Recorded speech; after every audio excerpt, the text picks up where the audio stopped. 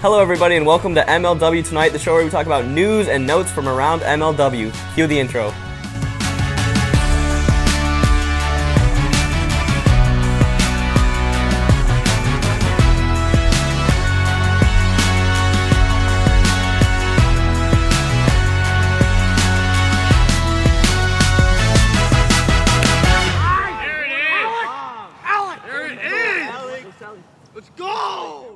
So welcome back to the show, guys. I'm Kyle Schultz. I'm joined by Tommy Coughlin from the Midwest Mallards, and we're going to be rolling through all teams for 2019 and talk about all changes that occurred this offseason. So sit back and enjoy the show. So it was a crazy offseason. Obviously, if you guys have seen our Instagram at MLW_Wiffle, we've told you guys all the moves that occurred this offseason, and really the biggest ones are that we dropped the Southern Seahawks and added 3 new teams. Now, Tommy, just first impressions of dropping Seahawks and adding the Gators, Magic, and Diamondbacks. Yeah, I think the biggest thing for me is just that now I see, 8 real contenders for the championship in this league. The Seahawks were a lot of fun to play against, and they were a lot of fun to have around, but they really weren't contenders to get a trophy at the end of the year. So now with the Gators, the Magic, and the Diamondbacks, the Gators have a lot of young talent. We saw Zerlag in the AAA league last year really dominate, and I think he could be a really good player, especially as he gets older, gets a little taller and stronger. And the Diamondbacks, we saw those guys out at the Wiffle and the Mitten tournament. They're super competitive. I could see them being a very, very dominant team in the National League. And then last but not least, the Metro Magic, headlined by Captain Jack Agner. They should be a super electric team, kind of that Predator-type atmosphere. There'll be a lot of hype, a lot of energy in that team. So I think all 8 teams now really have a decent shot at winning the championship. Yeah, I definitely agree. And so let's jump into one of the new teams, the Great Lakes Gators, who Brendan Zerlag is the captain of. He brought along Nick Baker, who's a good pitcher, as well as Chris Ruley, who played for my team, the Western Wildcats, back in 2017. So you got 3 former AAA players. They are young. They're about 16 years old each. Tommy, do you think that age is going to be a factor in their first season in the pros? I mean, I really don't. You see guys like Daniel Schultz, who were younger compared to most of the league when they were playing. Like, we're all, for example, we're all mostly 20 years old now, and a lot of the Eagles players are only, 16, 17 years old. So I really think that when it comes to wiffle ball, it's a backyard game. Age doesn't really matter at this point. We're all growing up, we're all getting mature. And I think as long as they put in the work and focus on getting better, they can compete with all the other teams just as fairly, no matter the age. Yeah, I definitely agree. And then when you look at the second new team, you got the Metro Magic, who a fan favorite of you guys, Jack Agner. You guys all love him. He wanted to play a bigger role in the league this year, so he's going to captain the Metro Magic, which consists of him, Kyle Hook, a rookie, Cameron Beaton, a rookie, and I think 7-year veteran Alex House. So it's a pretty solid team. Tommy, what jumps out to you when you hear the Metro Magic's roster? Obviously, they don't have a ton of experience. They got House, they got Agner, but a couple of rookies that are going to play a big part in this team. Mm-hmm. Now with the Magic, I think a lot of the fans don't realize is obviously you have 2 veterans in Jack Agner and Alex House who are both, solid. They're both going to get on base. They're both going to hit some homers here and there. But these rookies, Cameron Beaton and Kyle Hook, are both very, very good athletes. Both have a great athletic background, especially in baseball. So I wouldn't be surprised to see, Kyle Hook be a real ace on the mound. Cameron Beaton, they're both going to be hitting lefty. So I think this is going to be a really difficult lineup to get through. All 4 hitters are going to be decent. And don't be surprised if the Magic win a lot of games. Yes, per off-season text messages from Jack Agner to myself, Kyle Hook, watch out for him. He looks to be the ace for this team. He's been working on his wiffle ball game. He's had a competitive wiffle ball past, so Kyle Hook could surprise some people. And last but not least, of the 3 new teams, we have the Downtown Diamondbacks. Captain Gavin Nareski is a really good pitcher. Tommy, we faced him in the Wiffle and the Mitten tournament last year, and they actually gave us some trouble. And so their core of Gavin, Mitchell Teal, and Mason Jewell. They're going to be 3 solid players. They have one more player to be named later, but you guys probably all know right now on Instagram. But Tommy, what jumps out to you when you hear about this new team? I mean, they're all 17 years old, baseball history. They've played competitive wiffle ball, and they could really make an impact in this league. Yeah, what jumps out to me about these guys is that they are all like wiffle ball players. It's not just like, they have an athletic background and they're good athletes with good potential. We know these guys can play wiffle ball. We've seen them in the tournament. They did really well. Definitely the most competitive team I've ever faced in one of our wiffle ball tournaments before. I think we won by 1 run. And their pitching was phenomenal. Gavin on the mound reminded me of Drew Davis. Throws hard, a little bit of movement, very accurate. Well, Drew's not so accurate. But moving on from that, Gavin's accurate. And, I think that in the National League, now it's going to be tough for the Mallards have won it the past 2 years. This is a real roadblock in getting to that World Series. Now they have the Eagles, the Gators and the Diamondbacks, 3 solid teams along with the Mallards. It's going to be a super competitive National League. That's right, and that's another change. So obviously with 8 teams now, not every team is going to make the playoffs. It's going to be the same system as the 2 years prior, where the 1 seed in each division will have a bye, and the 2 and 3s will play each other to play the 1 seed to play in the World Series. So 2 teams are going to be left out. It's what the people wanted, and I think it's going to make it really interesting in late July, early August. Yeah, I think the playoff change is huge just because now the regular season is just that much more competitive. Before you were just fighting for seeds, now you're fighting for survival. And now when you look at 3 veteran franchises in the Wildcats, Mallards, and Preds, now most of these teams stayed practically the same. I mean, Wildcats have the same roster.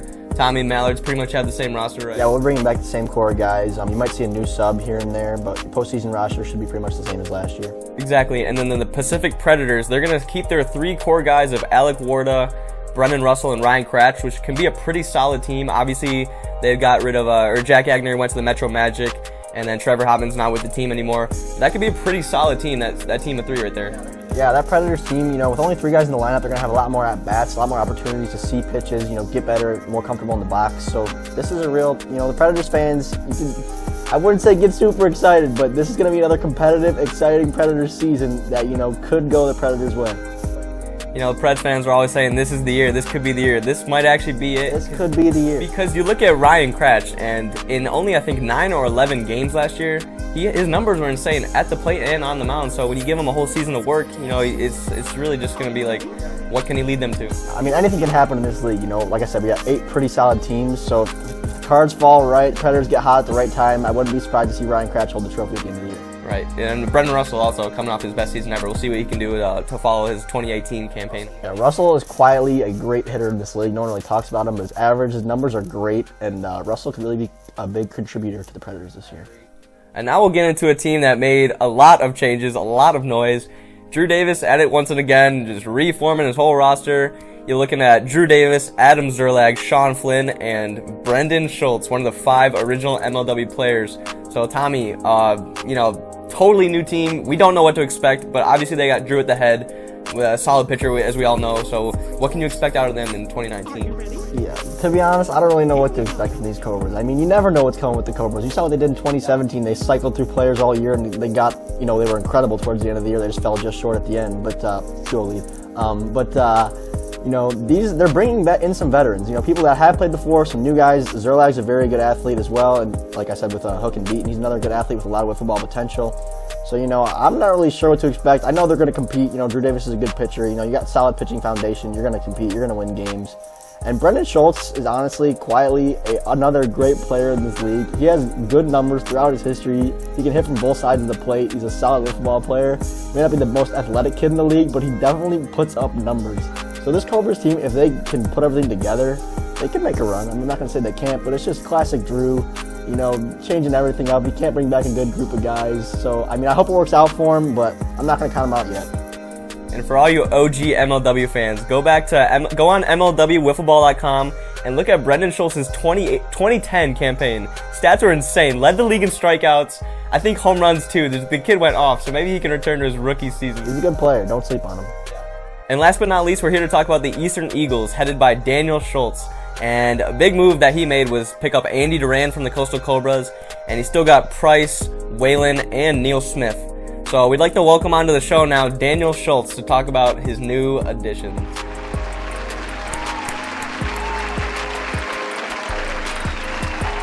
Alright, so Daniel, this is the first time the Eagles have ever had 5 players.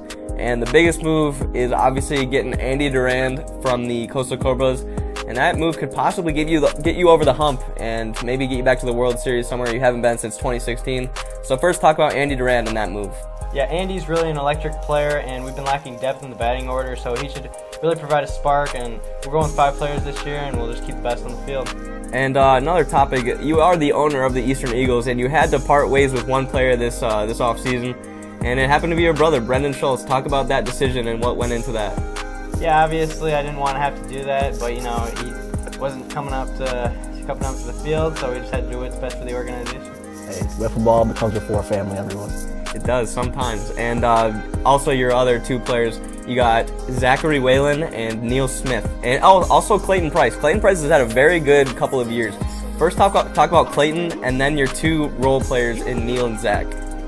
Yeah, I think Clayton will be a solid number 2 on the mound this year, and I see a lot of potential in Whalen. He's been kind of tossed around, but hopefully I can find a home with him on the Eagles. And Neil also, a lot of people are disrespecting him, but I see a lot of potential in him, and I have faith in him. And last but not least, it's not a secret that you have not been able to get over the Mallard hump in the postseason the past couple of years, mainly because of guys like Tommy Coughlin and Noah Dabrico. So were these moves in this offseason designed to beat the Mallards and get over that hump in a way? A little bit, but I'm not going to dwell on that. We've been right there. It was a flip of a coin, honestly. Both games were really close, came down to the wire. So yes, we did add him, and it helped us in the sense that we'll be getting more hitting, and hopefully we can get over that hump. Well, Daniel, on behalf of Tommy, I just want to thank you for coming on the show. Thanks, Dan. Good to have you. All right, and now to cap off the show, we're going to go with one of our favorite segments, Caught Off Guard with Tommy Coughlin, the segment where we call somebody in the league and they have no idea we're calling, and we give them a random question. Tommy, take it away. All right, everyone, welcome back to another exciting episode of Caught Off Guard. I'm going to be calling Drew Davis today. I know that I usually go with a bit of a comedic question, but we're going to give Drew a bit of an intense one today, so let's switch it up and see how it goes. Must be busy. Hey, what's up? I can't talk now. I'm at work. Oh, God, you just ruined the whole show. Gosh darn it. Next. Okay, let's see. Let's try Alec Warda.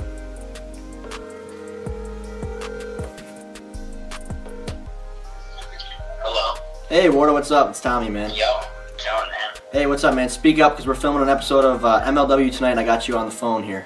Oh, wow. All right, wow, so it's this, an honor. so this, It's an honor, Tommy. so this is our Caught Off Guard segment, and I gotta ask you, man. It's been a rough year for the Preds. Even myself, I feel at times I'm rooting harder for the Predators than I am for the Mallards. Yeah. So the fan base wants to know: is this the year? What is it gonna take this year to finally get over the hump and bring home a trophy to Predator Nation?